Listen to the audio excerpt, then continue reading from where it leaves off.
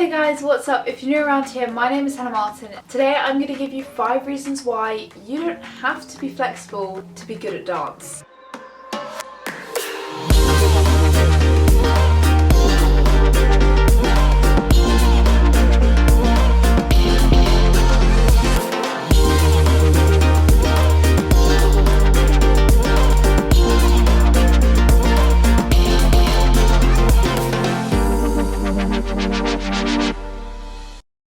Okay, I'm not saying being flexible is a bad thing in dance. In fact, the thing I'm known most for as a dancer is being very flexible. That's kind of my trademark.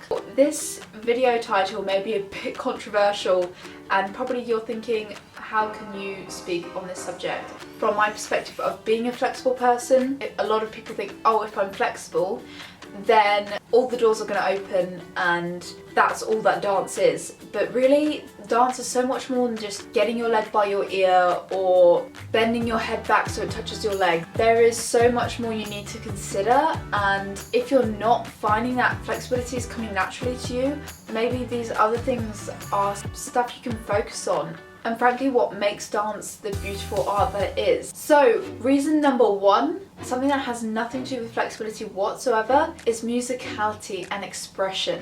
Whacking your leg in the air doesn't mean that you're musical. You could be doing it completely off the beat. Trust me, I've tried it. Not fun. You sometimes see these dancers who are just so beautifully musical. They might not have the same range as others, but I prefer these dancers to the ones who can get their leg by their ear, because they have such a sense of fluidity with the music that it actually doesn't matter. This is very much my own opinion, but I'd rather see a dancer dancing directly on the music, being one with the music, being super in connection with the song, than just watch a dancer whack out a load of flexibility moves. What is that saying? There's so much more to a dancer than just flexibility. So maybe that's something you want to consider. If you're struggling with your flexibility, musicality is an area where you can thrive. So really get on those counts, get on the music. That's an area which does not require any flexibility whatsoever, and that's something I'm really trying to work on recently, is really being much more musical in my everyday exercises, in my solos, is really listening to the music. Reason number 2 is you're probably stronger. This is a big one in my personal experience.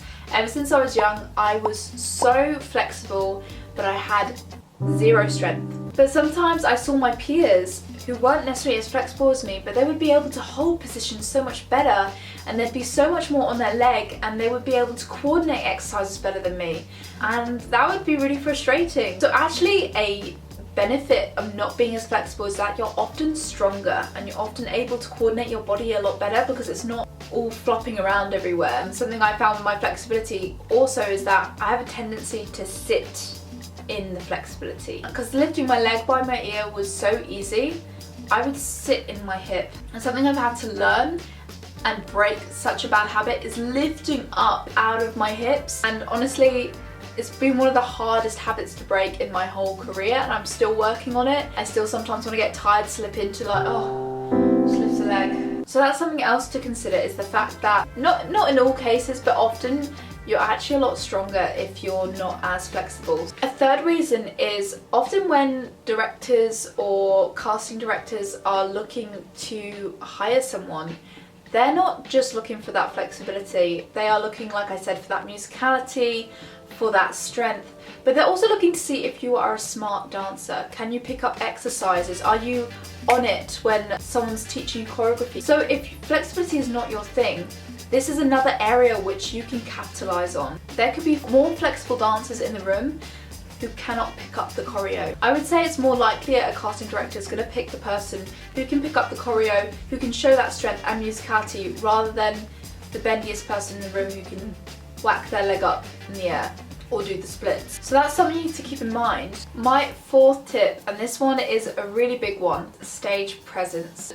For me, when I go and watch something, it's not always the most flexible person on stage who I like to watch. I like to watch someone who gives me an essence of themselves, someone who shares a bit of their soul with me on the stage. And that could just be with simple arm movements. Some pieces that I've watched, They're literally just doing stuff with their hands and their arms. You could say any person could do that.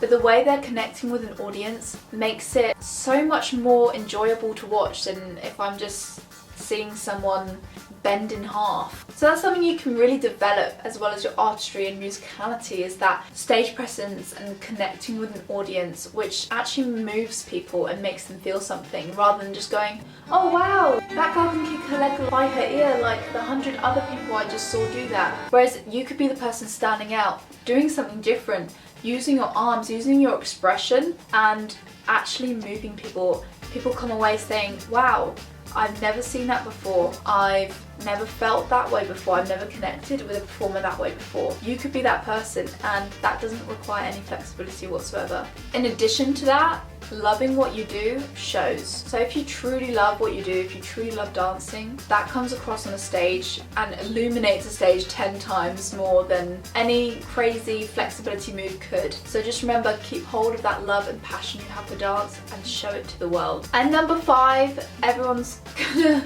probably groan at this one. You don't have to be really flexible to get good technique.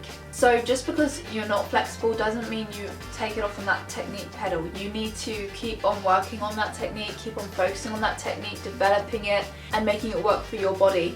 I've realised my technique is not going to be exactly the same as someone else's that I aspire to, because my body is different to theirs. Technique is something that's really going to set you apart. There's a flexible dancer who's all over the place, you know, twisted hips, shoulders, no strength, and you're there with solid technique, maybe not as much mobility, beautiful musicality, good stage presence. You can pick up the exercises. Who are they going to choose? It's really not rocket science. So that's another thing to keep in mind. Before I finish the video, I just want to say that I'm not telling you not to stretch, okay? I made stretching tutorials for a reason. I just wanted to highlight areas, and if you're feeling a bit deflated because the flexibility isn't where you want it, remember that there's so many more things than just flexibility in dance. Don't get down on yourself. Believe in yourself, you can do it.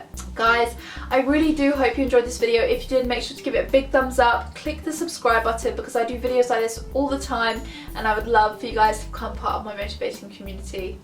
I'll see you again real soon. Remember, dream big and make it happen.